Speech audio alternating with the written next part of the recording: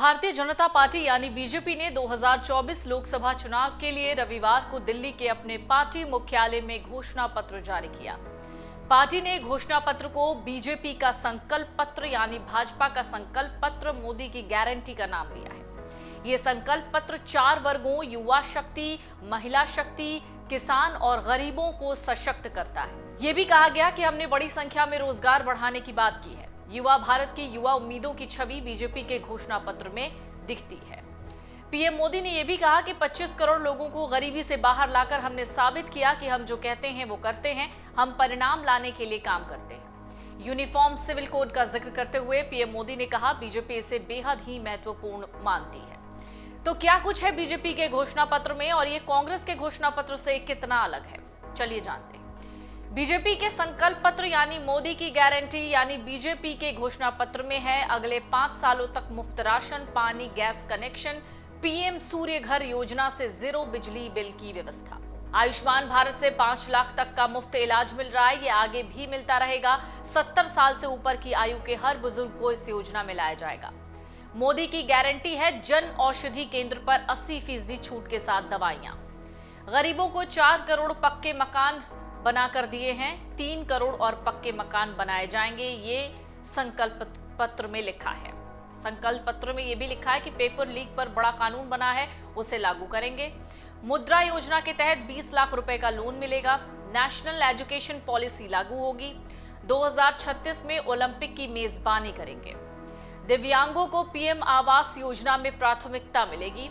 युवाओं के लिए infrastructure, manufacturing, startup, sports, investment, high value service और टूरिज्म के जरिए लाखों रोजगार के अवसर पैदा करेंगे। 1 करोड़ बहनें लखपति दीदी बन गई हैं, आगे 3 करोड़ को बनाएंगे। नारी वंदन अधिनियम को लागू करेंगे। इसके साथ ही घोषणा पत्र में यह भी कहा गया है कि बीज से बाजार तक किसानों की आय बढ़ने का प्रयास करेंगे। श्री अन्न को सुपर फूड की तरह स्थापित करेंगे। नैनो यूरिया और प्राकृतिक खेती से जमीन की सुरक्षा करेंगे। मछुआरों के जीवन से जुड़ी हर पहलू जैसे कि नाव का बीमा, फिश प्रोसेसिंग यूनिट, सैटेलाइट द्वारा समय पर जानकारी, इन सब को मजबूत करेंगे। मछली पालकों को सीवीड और मोती की खेती के लिए भी प्रोत्साहित करेंगे।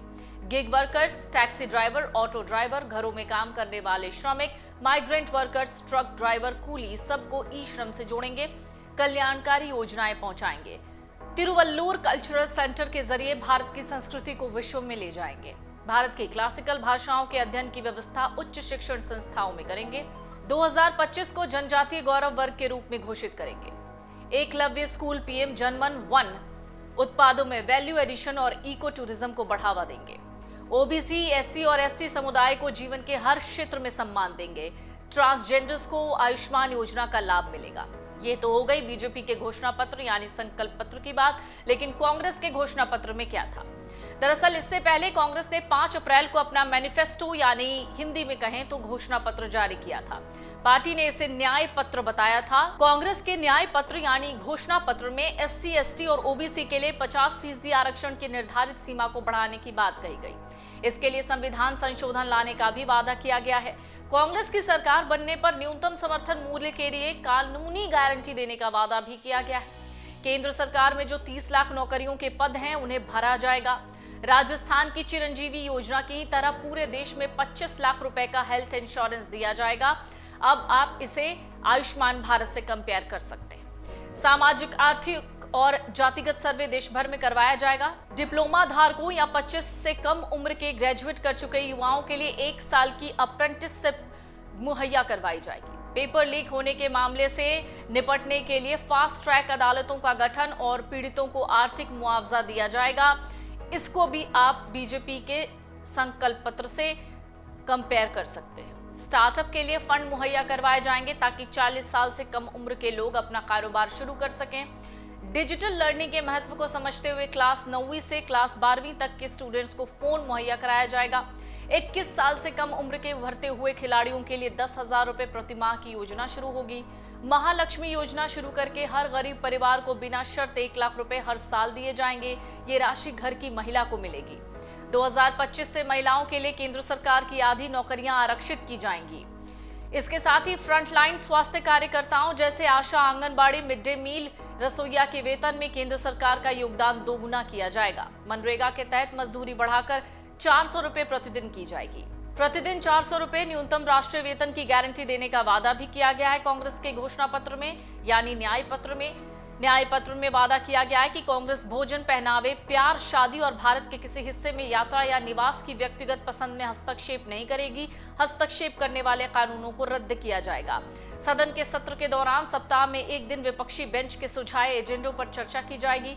मतदान ईवीएम के जरिए होगा, लेकिन मतदाता मशीन से निकली मतदान पर्ची को वीवीपैट में रख और जमा कर सकेंगे। चुनावी बॉन्ड घोटाले, सार्वजनिक संपत्तियों की अंधाधुंध बिक्री, पीएम केयर्स घोटाले, उच्चतम स्तर पर बार-बार खुफिया विफलताओं की जांच की जाएगी।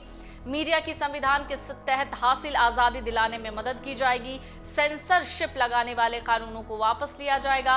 हाई कोर्ट और सुप्रीम कोर्ट की वैकेंसी 3 साल के भीतर भर दी जाएंगी।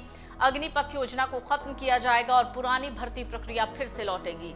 1 रैंक 1 पेंशन को लेकर यूपीए सरकार के आदेश को लागू किया जाएगा। सत्ता में आने पर जम्मू और कश्मीर के राज्य का दर्जा फौरन बहाल किया जाएगा। पुडुचेरी को पूर्ण राज्य का दर्जा देंगे। दिल्ली सरकार अधिनियम 1991 में संशोधन करते हुए उपराज्यपाल सेवाओं समेत सभी मामलों पर एनसीटी दिल्ली के मंत्री परिषद की सलाह पर काम होगा। इतना ही नहीं, आपको बता दें, अगर एक बार फिर से हम बात करें बीजेपी के संकल्प पत्र यानी घोषणा पत्र की, तो बीजेपी ने अपने इस घोषणा पत्र में यूसीसी और 1 नेशन 1 इलेक्शन पर भी फोकस किया है। अगर आप ये वीडियो YouTube पर देख रहे हैं तो हमारे चैनल को सब्सक्राइब करें और बेल आइकन को दबाना ना भूलें। अगर आप Facebook पर ये वीडियो देख रहे हैं तो हमारे पेज को लाइक करें।